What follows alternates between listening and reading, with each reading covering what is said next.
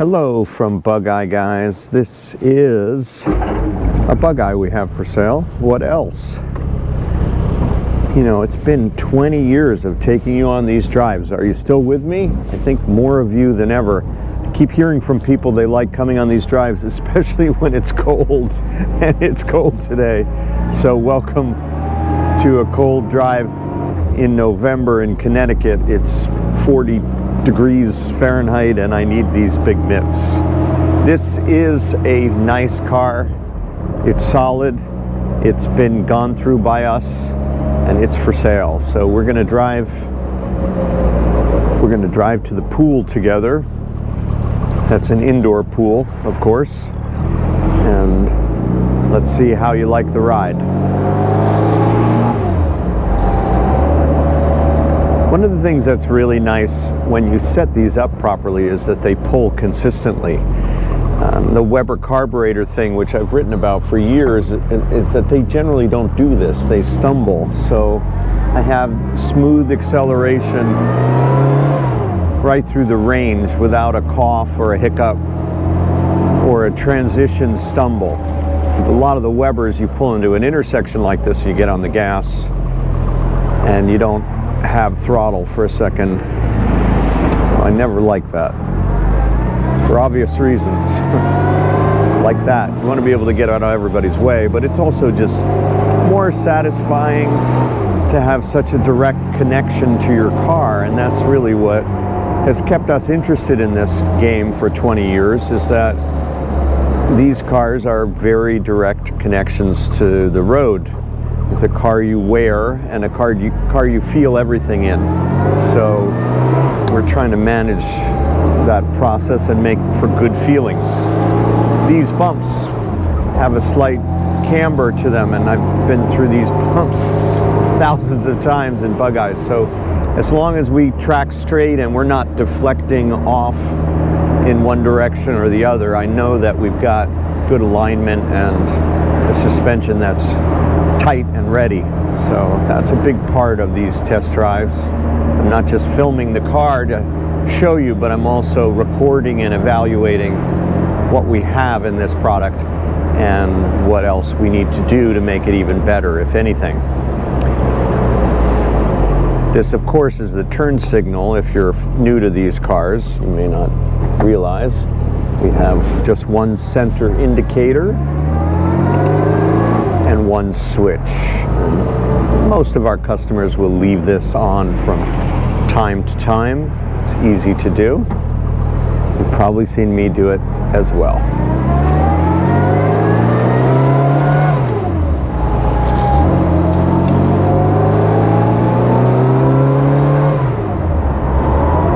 And then the brakes, of course, how well are they stopping? How much pedal pressure is required? How long is the travel? A lot of these pedals can be really loose in their pivot. You know, after 65 years of people hitting the brakes, that bushing wears out and you can end up with some really sloppy pedals where the pedals will move laterally inches.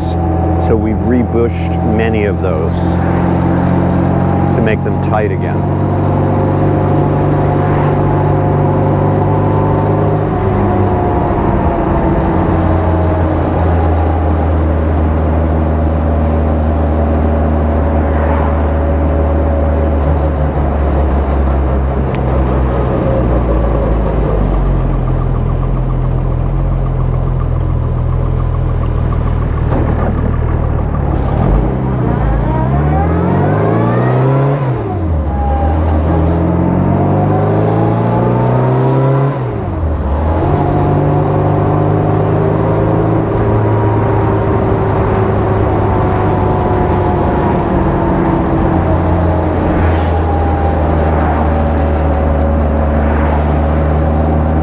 This car needs new seat bottoms. That's something that I can feel right away.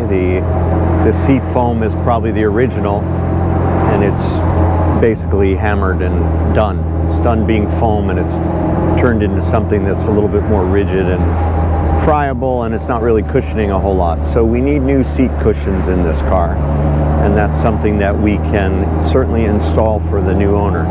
The pillows that we use now give you a little bit more height in the car, but they also, more importantly, give you a much more comfortable ride. And I love that fix. It's very satisfying because right now I'm fundamentally sitting on a floor pan without a whole lot of padding between my butt and the floor. So by putting in a new pillow, we can add more suspension in effect. That makes it a lot more comfortable to drive these cars.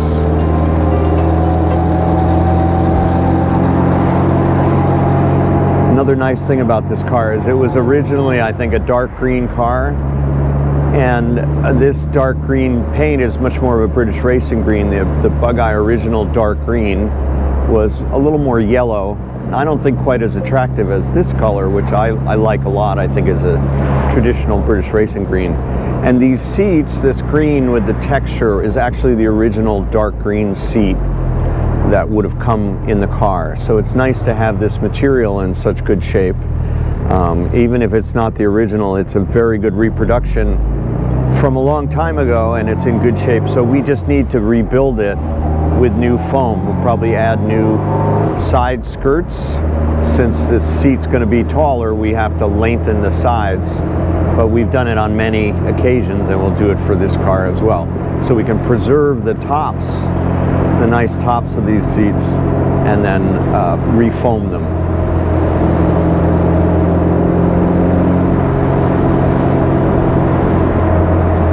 We're looking for 50 pounds of oil at 3,000, and we have 50 at about 2,200 here. So we've got a nice engine in good shape. And here's the fun of Bugeye life, is just basically 30 miles an hour. You might as well be going 130. It's just the fun of a slow car that feels like you're going fast.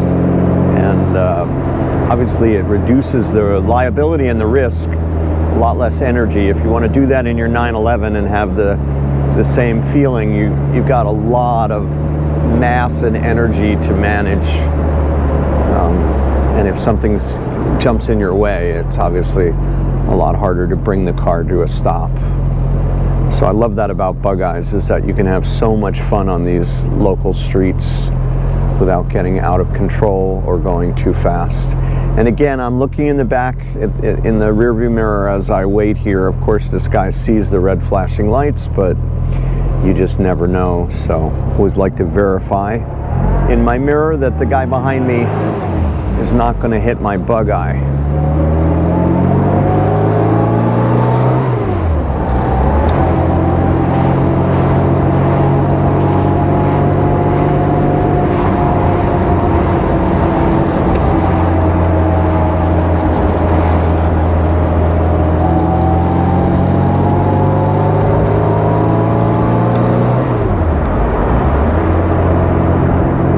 This is a nice gearbox in this car. The synchros are in good shape.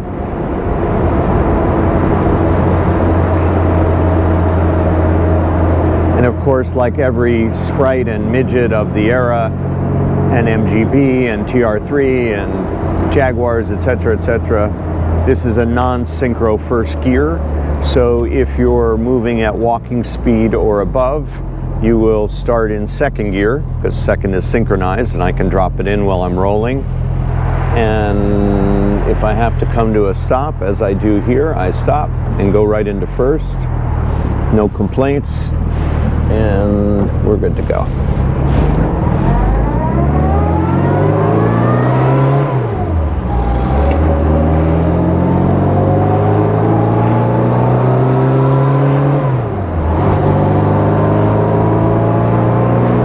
So we have oil pressure where we want it to be, a healthy engine. We have temperature where we want it to be, around 180 in that vicinity, and this helps to get us some heat, which the air door here is closed, so I'll take advantage of that and turn on the blower, which is a pull type. And this door I can close. There's a little hatch there that opens at a 45, so by opening that I get some footwell heat. Not a lot. But it's nice. It's nice. Anything will help. Not to mention, I'm about to go dive into the water, which is about the last thing I want to do on a day like today. But I will be thinking. An Australian customer called us yesterday, and I know that he's probably basking in the heat, but nonetheless, we love the Northeast in spite of the fact that it is only going to get colder from here on in and a little harder to drive our convertibles.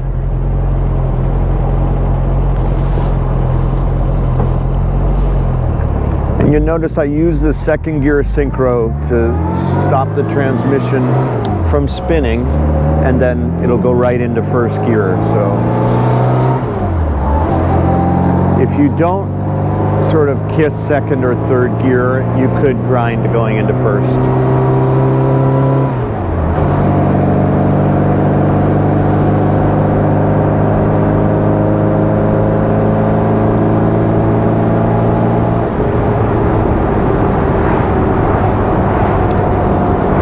Here's another one of those really important driving right on cue. Of course, the guy didn't see my blinker, didn't even seem to see my arm out, and he cut into the shoulder, so I was about ready to keep going, even though this is my destination. And that's what's nice about using your rear view mirror when you decelerate in an old car, is that you're immediately aware of what could be about to hit you, and I think that's a really good practice.